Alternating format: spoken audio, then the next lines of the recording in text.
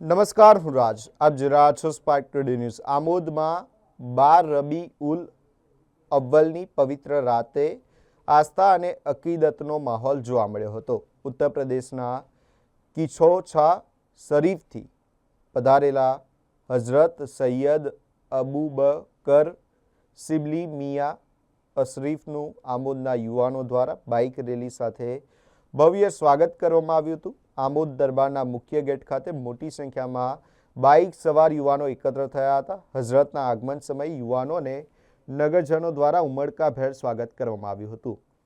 સ્વાગત પ્રસંગે નાના બાળકોએ હઝરતના હાથ ચૂમી દુઆ લીધી હતી, જ્યારે નગરજનોએ ગુલાબના ફૂલો અને હાર પહેરાવી તેમનું સન્માન કર્યું હતું. હઝરતની એક ઝલક મેળવવા માટે મોટી સંખ્યામાં લોકો ઉપસ્થિત રહ્યા હતા.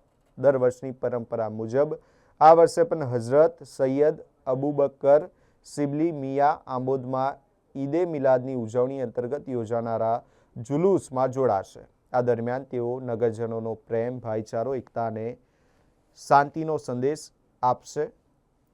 12 રબી ઉલ અવ્વલની પવિત્ર રાતે આમોદમાં યોજાયેલું આ સ્વાગત અકીદત, પ્રેમ અને ભાઈચારાની લાગણીનું પ્રતીક બન્યું હતું. આમોદ શહેરમાં ગુંજ્યો અકીદતનો સંદેશ. મોટી સંખ્યામાં યુવાનો અને નગરજનોએ હઝરત સૈયદ અબુબકર શિબલી મિયાનું ભવ્ય સ્વાગત કર્યું.